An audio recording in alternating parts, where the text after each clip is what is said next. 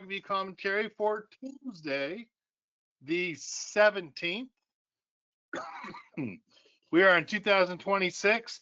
I've got a lot of teaching today, so hopefully these will be important for you. Voice fading sometimes. Everyone else, I sound good though. Let's make sure that we get Abraham. If I got a problem on my side, I'll do what I can to fix it. But my voice is coming through loud and clear, everyone. Still good, still good. Perfect. Thank you, Stuart. Thank you, Mary.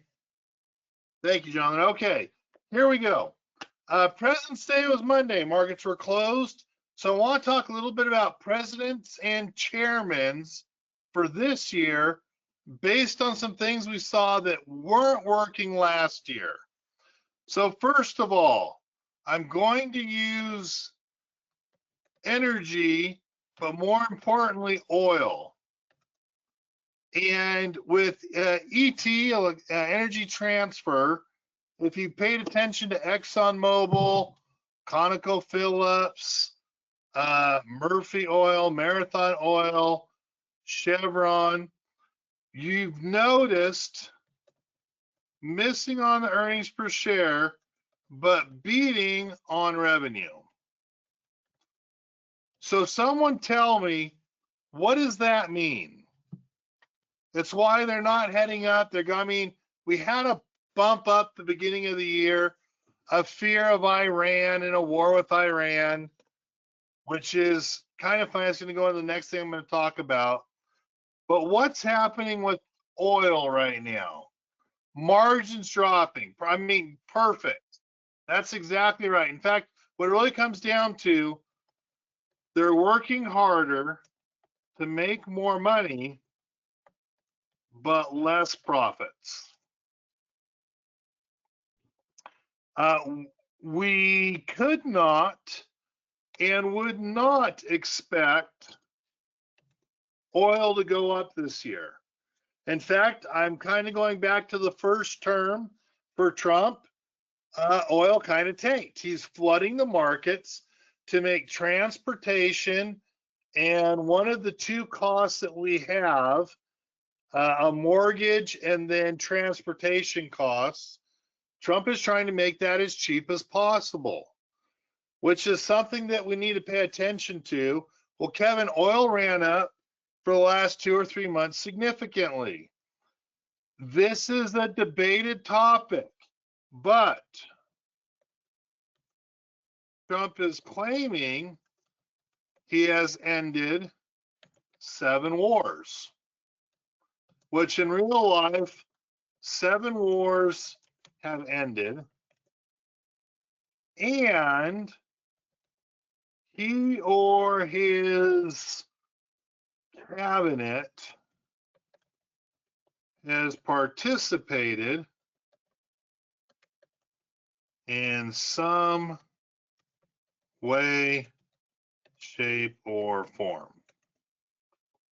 Would I go as so far to say that he's the cause for ending all of these wars? No. But has he been a cause for ending some of those wars? Yes. And obviously what he's done in Venezuela was not ending a war, but we might see that same type of regime change in Iran if some things don't go his way. And that's where we're seeing the benefit to having President Trump in office. I would not expect oil, even though it's ran up with the fear of having a problem with Iran, I would not expect that to be a problem based on his past history. And again, I don't see oil in particular, gas, refining companies, it doesn't matter. I don't see profitability long term in that particular sector. So we're not putting you into something that historically, when Trump was in office the first time, basically tanked or was cut in half over that 4-year period of time. So that's why we're not working on energy so much. Third, kind of presidential and important here. Does anyone remember what last year's GDP predictions were and inflation predictions? So let's go GDP first.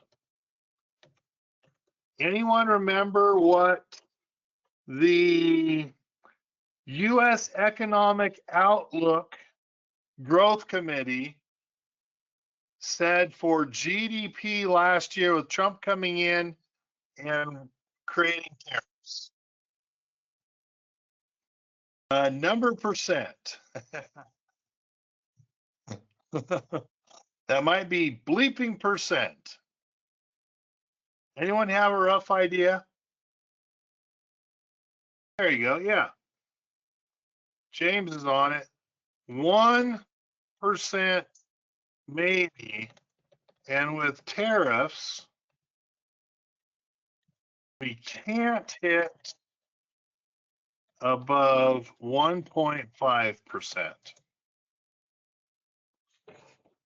And unfortunately, that was told to us first by Powell in the January FOMC meeting. He then restated that April 4th of 2025, just the day before the U.S. Economic Outlook Growth Committee gave a 0.5 to 1% outlook for the S&P 500. And again, a couple weeks later, the FOMC summary of economic projections also called for less than 1.5%. Because tariffs created inflation. Anyone know what the inflation projection was?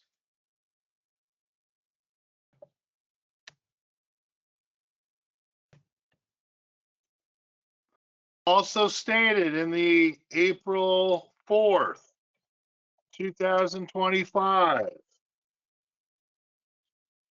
U.S. Economic Outlook Growth Committee, as well as reiterated by the FOMC Chairman Powell himself. James says 3.2, 2.3. That is what it was the quarter before. But remember, this was before Liberation Day, but after the first talk of tariffs.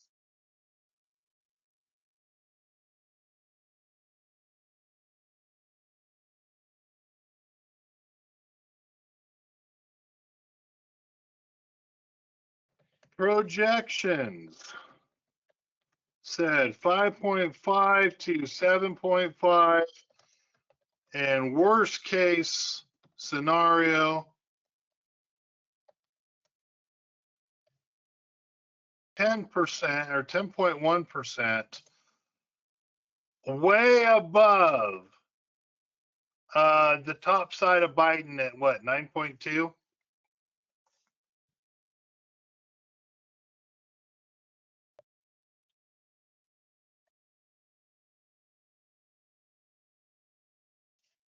Which gives us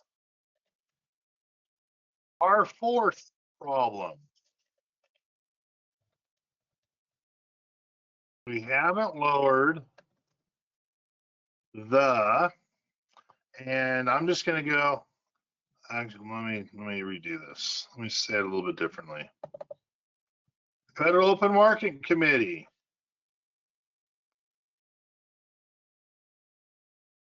Haven't lowered the U.S. interest rates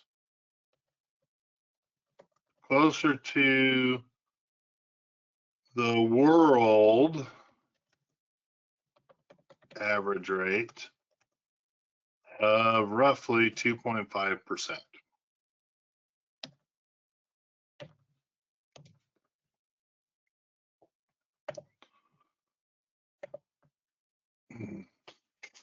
Now, I'm going to give Powell some leeway.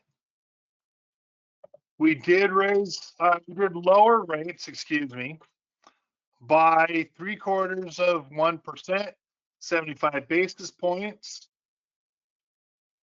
But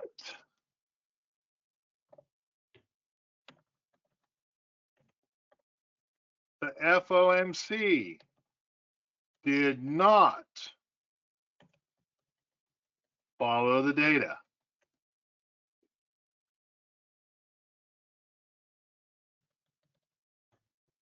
Which makes you wonder if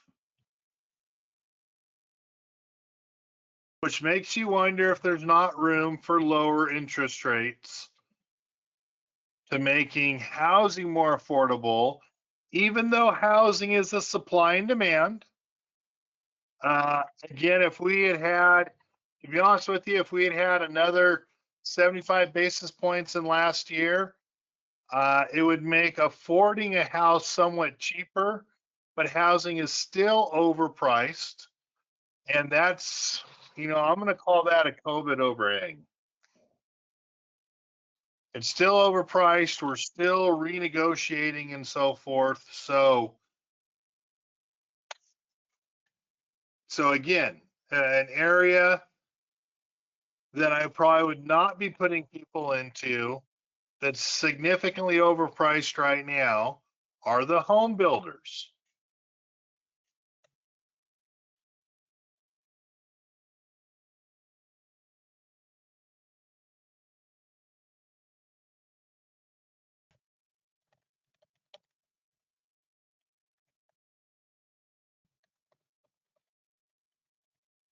Significantly overpriced, and we would expect the pricing to fall for building a home, which will cut their margins.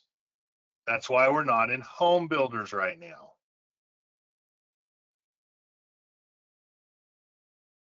Something happened that I thought was amazing on Friday. Someone tell me what happened on Friday. Is it Friday? It's not Friday.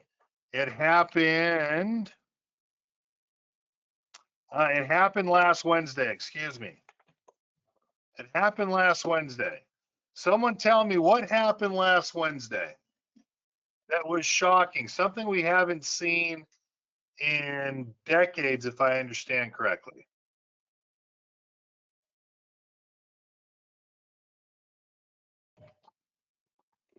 It rained. Oh, it's a pretty dry year. Yes, the jet stream has gone up and above Washington, Oregon, California. It also has gone above Utah, Idaho, Nevada, Arizona. We're not getting the rain and the snow we're used to, although we're getting pounded today. But on Wednesday, on Wednesday of last week, non-farm,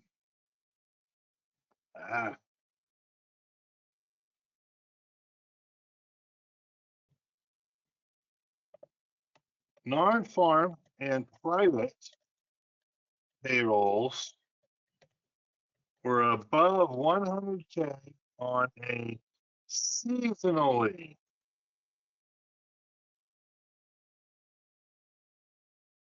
down month. Why is non-farm and private payrolls usually down, negative, horribly bad for the month of January? Can anyone tell me? Why are the non-farm and private payrolls seasonally awful in January? Christmas help is let go. Perfect. No one really hires in January. Budgets are getting reset, especially since they're not government budgets that reset in October. It's just that time of the year where you make it through Christmas, you're let go. It's a down month as companies start to replenish their inventories. To have both the non-farm payroll and the private payroll above 100,000, well above, doubling the expectations in both. That that plain and simply, it's it kind of puts back into place if you go with ISM numbers also moving higher, above 50, equals US manufacturing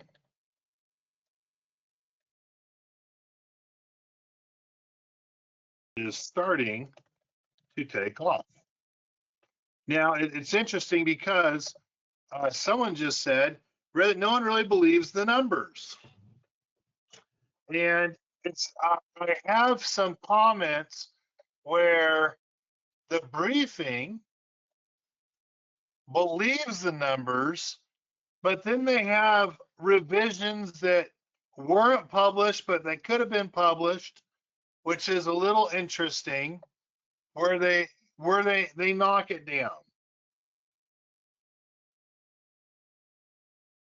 Which I don't know how to say this, but you either are going to believe the numbers or you're not.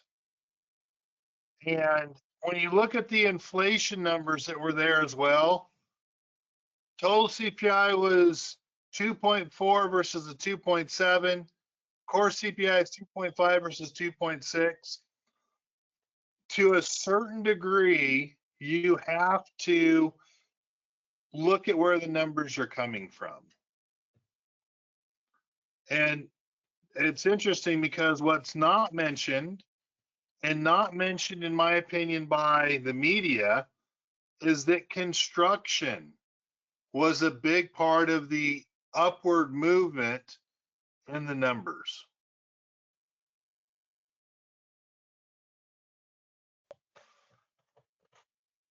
It's really hard to know what to believe nowadays. But I'm going to go with a comment on this. The Epstein files were released.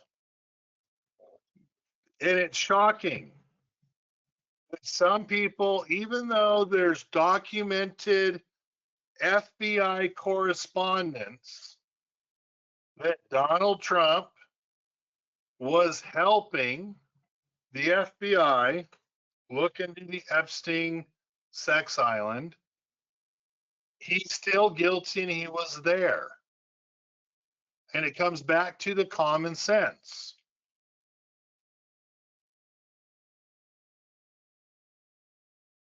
If he was there, he probably wouldn't be helping the FBI take down sex trafficking ring by Epstein,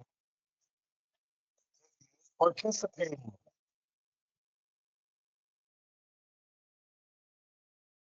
So we're in a unique world. We're in a unique world, and here's the short answer on what a lot of people are thinking and where we might need to put some common sense into our trading. What do you think can move the markets going into 2026?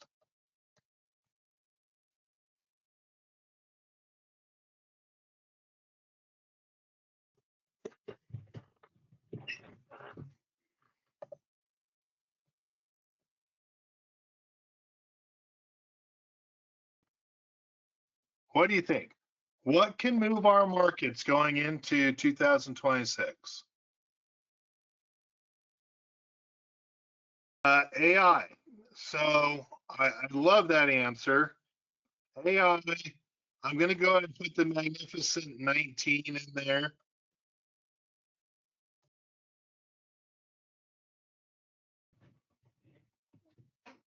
If more companies were like Apple and Meta In fact, if I can make that comment, who was that? I think that was James. It's so interesting because I had the conversation today, and here was the comment. Kevin, the adoption of AI is going to put millions of people out of work.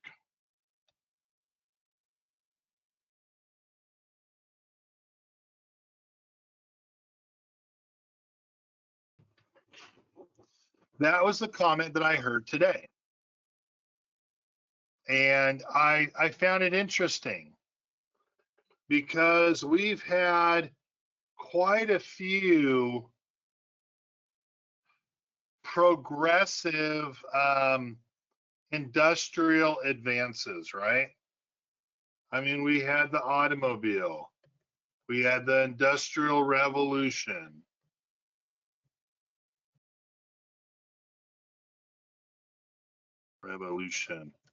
We had computers, we had cell phones, we had the internet. With all of these progressive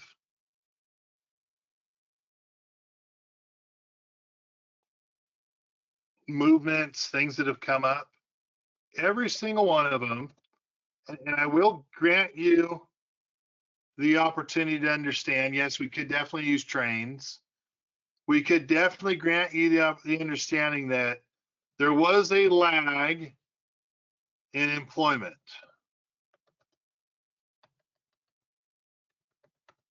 I'm sure you can find a lag in employment. But eventually, more jobs were created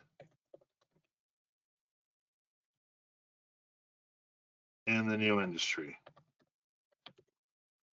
I mean, I think a lot of us still think about that Disney or Pixar movie where everyone gets fat, AI does everything.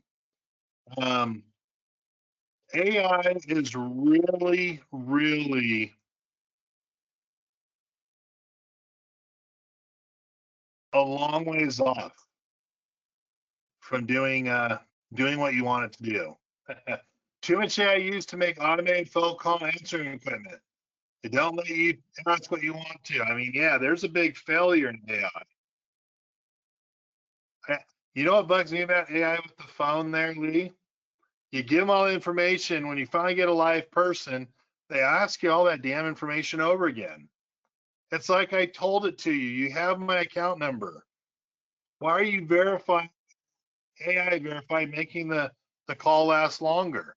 Just to answer and say, Mr. Hurley, what do you need done?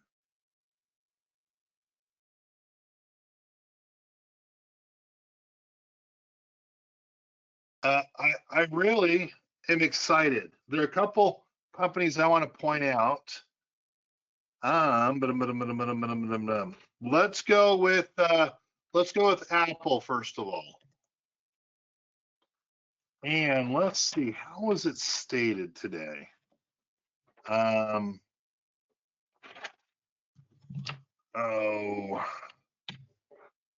dang it. I want to say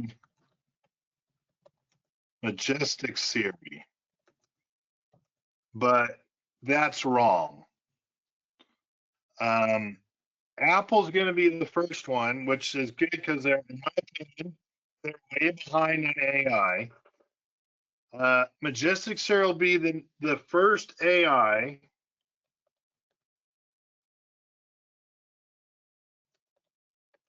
that can do next then commands. And the next then command would be something like, hey Siri, take out my RMD from my IRA and deposit it into my checking account. And I don't know if they called it Majestic Siri exactly. I didn't get that. Try again.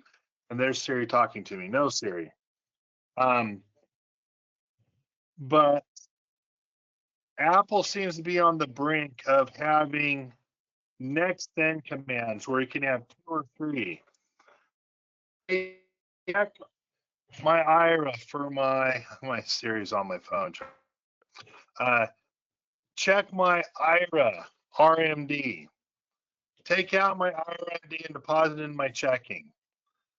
Pay my car bill with the RMD deposit into checking.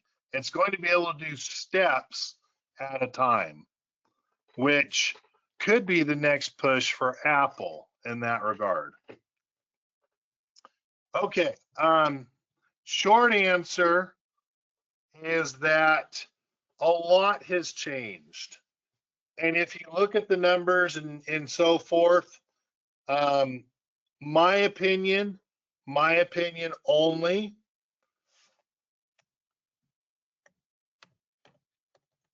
stop voting for politicians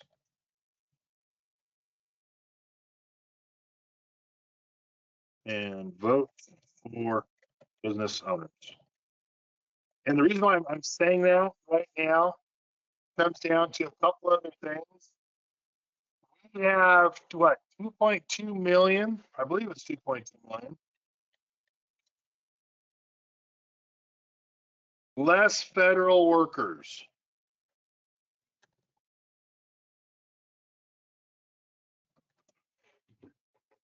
And the Fed's moving along just fine. We have hundreds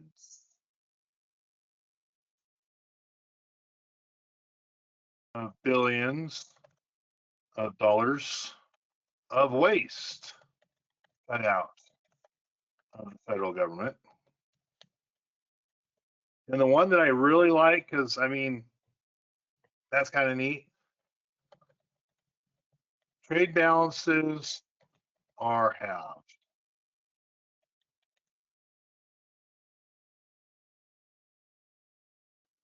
Now, what I hope Trump doesn't do is think that it has to be equal, because that's stupid. Yes, there are some small countries that can never have an equal trade balance with the United States. They're too small. They can't buy all the stuff we produce. But the fact that we halved our trade balance and we're bringing more manufacturing back to the United States, I would like to see, and I've said it before, I've said it pre-Trump, I would love to see that, I would love to see the government treat the United States like a business. The problem with that is there are the have-nots that would not do well. So there has to be some accountability for welfare. I look at my son. My son needs Medicaid, Medicare, and with his brain issues, he can't even work consistently in a fast food restaurant. His memory capacity on the short term can't remember where to plug in the orders for food. He wants to work. He wants to participate. He's bored. He wants to do things. But my son, since his accident, will never be able to support himself as an adult on his own. So I don't know where the line is there, but what I do know is the government line right now does no help for me and for my son. Okay, really quick, I want to talk about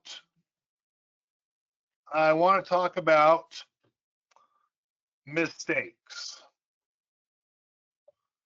Some people talk about losing money in a trade or an investment is a mistake.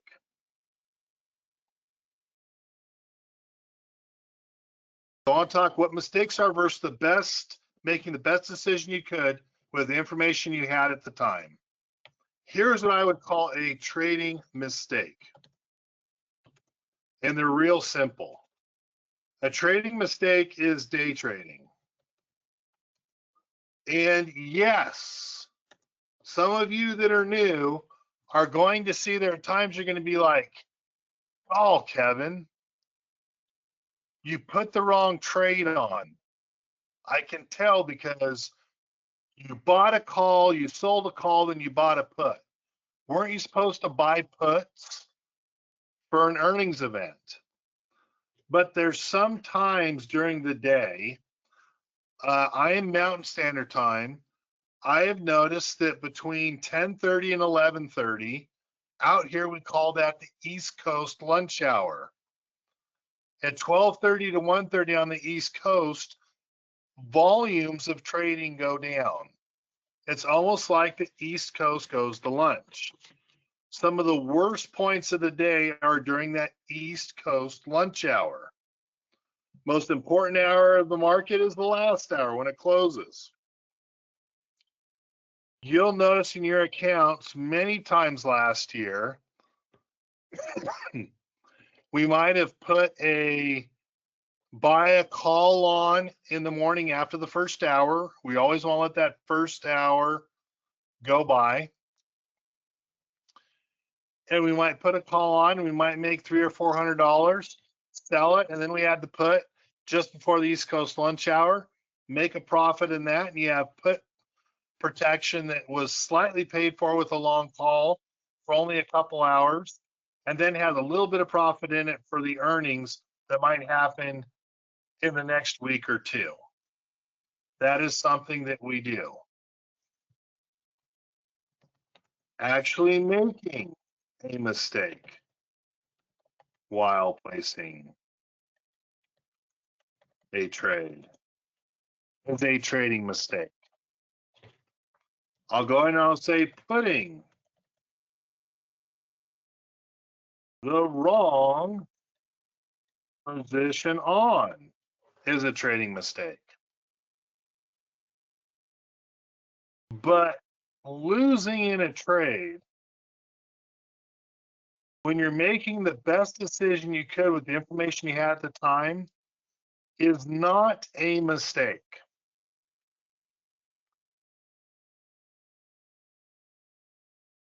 We had 200 calls, 200, 250 calls on Palantir. We had some March. No, I think they were August. Maybe we had even 185, 235 Palantir calls. And you'll notice that this was our original cost basis. We took some credit as we dollar cost averaged. Net, as you work the numbers, we still had roughly $22 to $24 of profit, not a profit, excuse me, of premium still left in a 200, 250, 185, 135. We had a bunch. We had 3 different sets of Palantir, all about that same amount, where we had $24 of leftover money, plus we had about another 14 of covered call credit.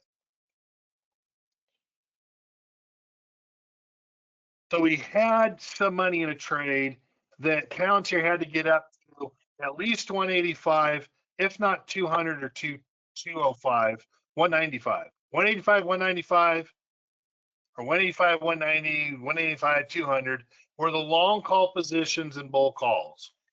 It was not working, but we still had some money left over. And we still went out to August, but we adjusted our positions because we weren't comfortable with how far Palantir had to move. So we repositioned 135, 175s, taking what we had plus a credit and creating a $12.55 trade to try to make $40.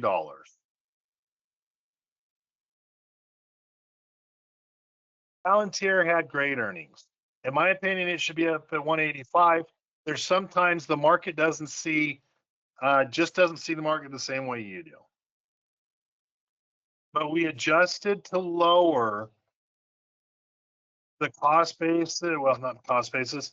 We adjusted to lower the long call strike price anywhere from 50 to $80 lower than where we currently had our elite bull call stock replacement strategies. So a lot of you, if you do the math, we really need $8 on these new 135, 175. We need $8 of profit to break even. But it just seemed if I could lower the strike price from 200 down to 135, even the ones that are 185, I could lower it $50 down to 135. I felt we'd have a better opportunity to be profitable in our trade than hoping August 185s, 190s, 195s, and 200s became profitable. So you'll notice we made an adjustment on Palantir to lower the profit leg of our trade, the long call. Again, significantly lower than where we had those positions earlier. So that was our adjustment on Palantir. Do I consider it a mistake because we're losing money on it? No. With the best information I had, we went into the best educated decision we could in Palantir, and it just didn't work. So yes, we closed out the higher Palantir calls, rolled it into the 135, 175s. And we did it for all four sets. You had to go August, like 185, 235s. I think we had 190, 235s, 195, 250s, 200, 250s. All four of those sets of Palantir elite bull calls, we rolled them all down into 135, 175s.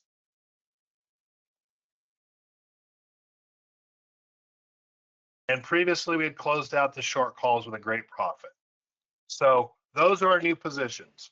Okay, for what's happening this week.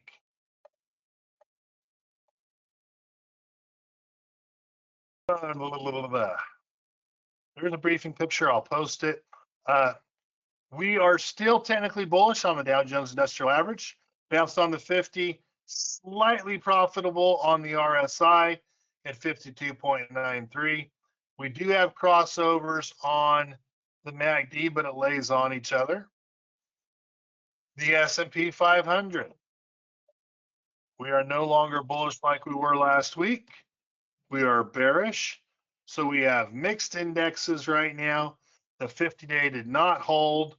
We're also negative on the RSI, and we have crossovers on the MACD.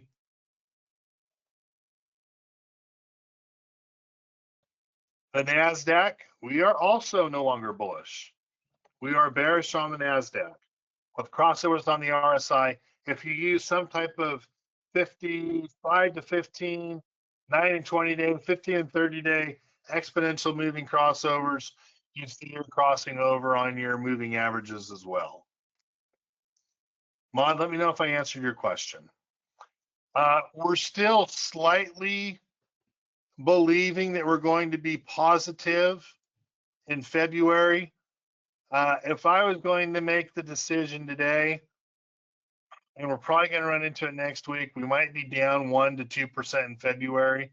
We've had two negative weeks in a row. So,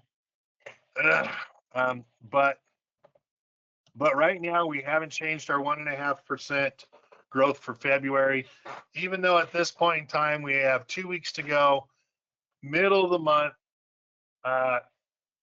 until we have a number that we can define on why we can't be positive in February, we're going to keep our number in place. All right, here we go.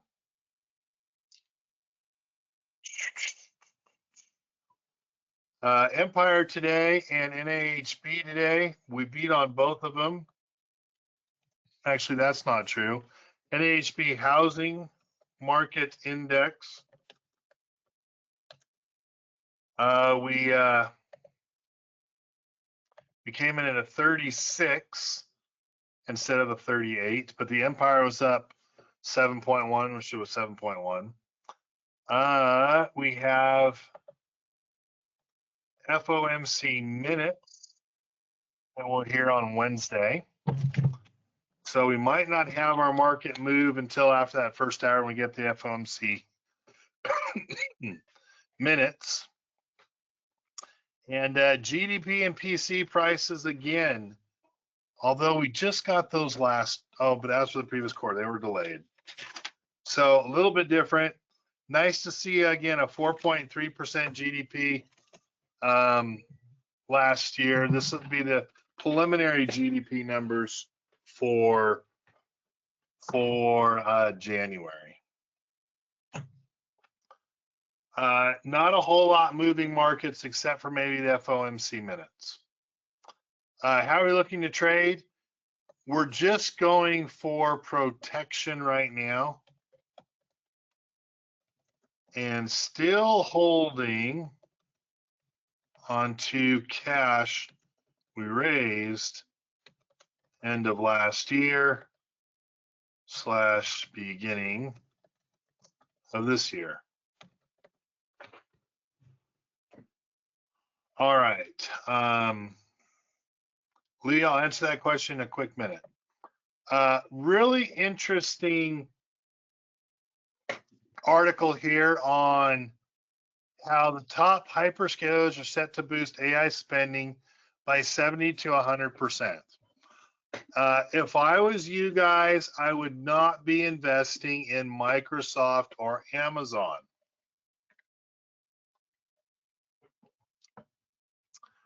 Kevin, AWS is the biggest cloud provider AI person out there. Microsoft runs all of our computers. Microsoft has sat on its laurels and are late to the game for AI, even though they are part of OpenAI. When I look at Amazon, Amazon has run through AWS and their cloud services so much of that business that they weren't making the advances in faster chips, faster computing. Their earnings was awful. And they are just, they're far from where Apple, where Meta, where Google, where NVIDIA, where Micron can go to.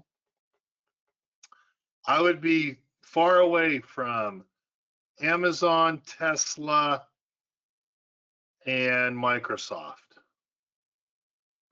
They're all investing in old technology, not jumping up to the newer speeds.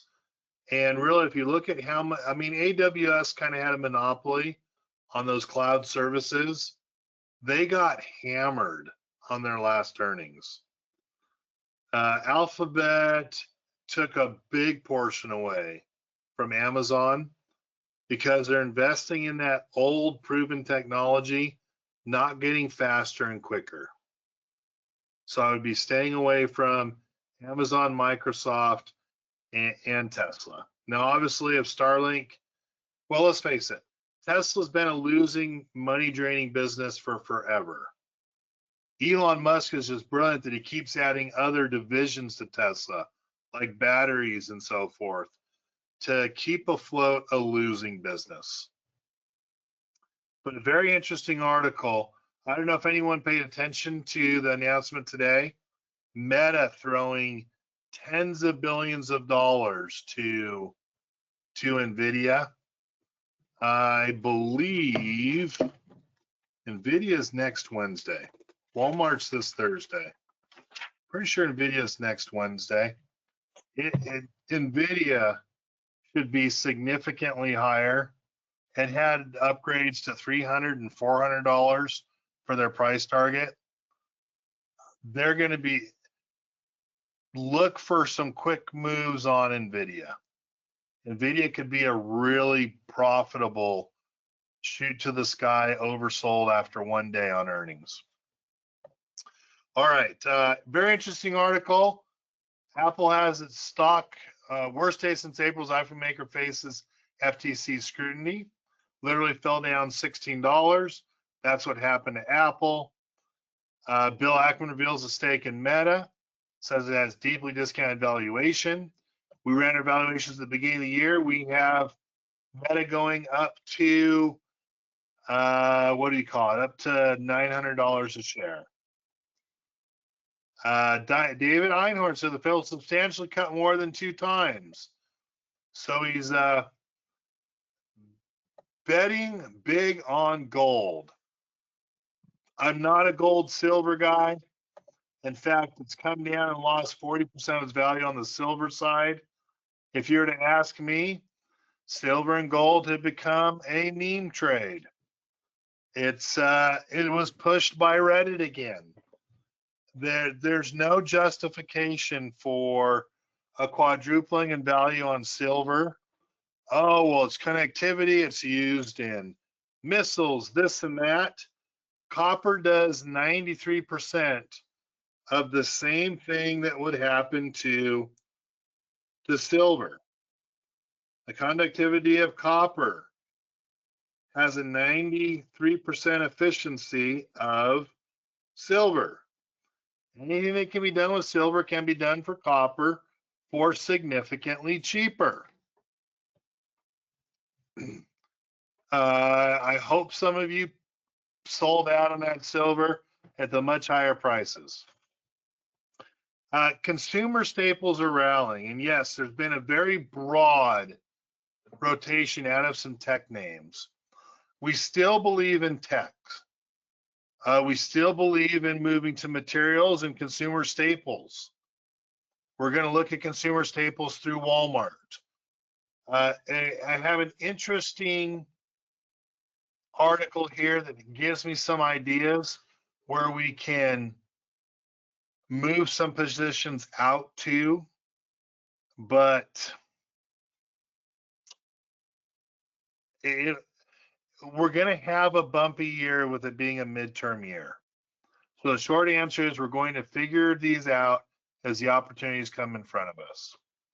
Very interesting article on Wall Street. A gentleman worked on Wall Street. I got this one through CNN, but it came through my local news.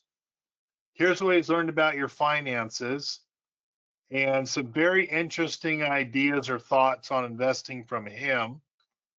And again, it's funny because he's an allocation guy, but the real clincher for him is know how much risk you can stomach and know what you're buying and knowing those risks and what you buy.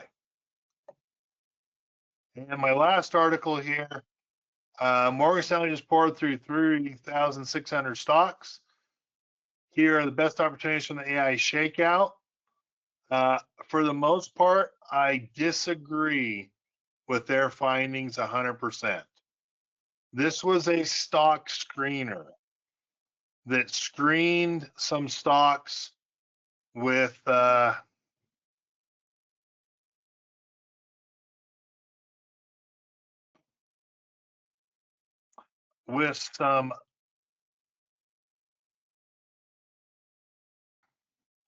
some poor filters to be used to find these positions.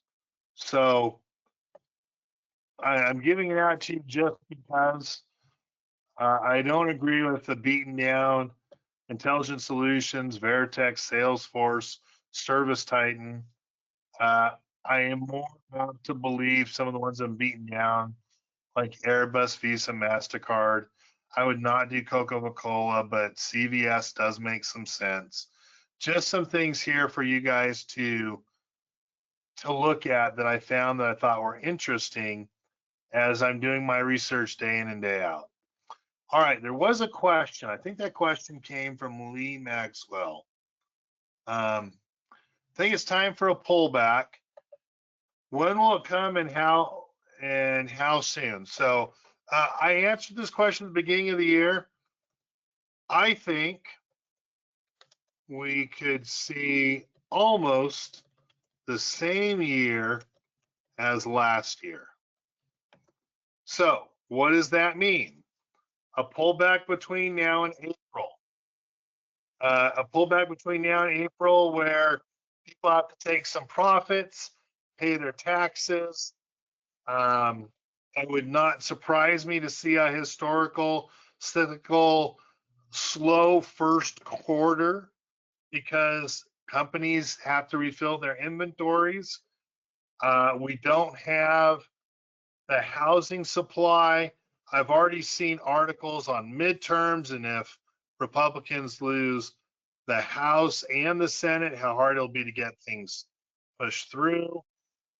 I would think we might have a really tough 6 months. And I don't think it's going to get any easier.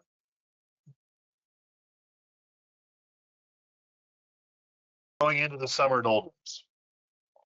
But something that I noticed the last couple pullbacks or a correction, it's a 20% drop to the decimal point. As soon as you hit that 20% on the S&P 500, boom, you get a big rush of people coming back in. So I'm kind of looking at a repeat from last year, but even more volatile because of the midterms. That's why I'm sticking with the profits, the Microns, the NVIDIAs. Micron, we know, has had target raised to ridiculous prices. They already said they're going to be sold out of everything they can make, most likely through the next 2 quarters that that Micron has its earnings. NVIDIA, they're probably going to say the same thing. Their pre-orders, their orders for the Blackwell chips, Micron is or Meta is actually buying their servers, GPUs. Both those companies should take off, and that's why we still have positions in those, and we're looking to continue to run those positions in those throughout the year. That's why we're more on the Meta and to Google, not so much on Amazon, Tesla, Netflix, Microsoft. We just don't see the same growth as the other 3 or 4. So does that answer your question, Lee? And does that answer your questions, Abraham? And Maud, did I answer your question on Palantir? Or do I need to go back over that one? If you guys will just give me a quick yes, thank you, Maud. Abraham, yep. Lee, how about you? Does that answer your question there? Any other questions you guys have for me? Boy, we took a full hour up today. Lee, did I get your question answered for you? Perfect. Thank you, Lee. All right, guys. Hey, I'll see you guys next week. I appreciate you guys being here. I'm giving you a heads up. I'm on a cruise the 27th of February through the 6th of March. My wife and I, after 24 years of raising kids, have decided we want a week to ourselves. So I apologize this year if it seems like I'm taking a little bit more time off. Part of the ability of now having Keeve and Spencer, Brian, is I'm going to take a little more time off. Not to mention I had some of my Navy SEALs and a couple Delta Force buddies have kicked my butt in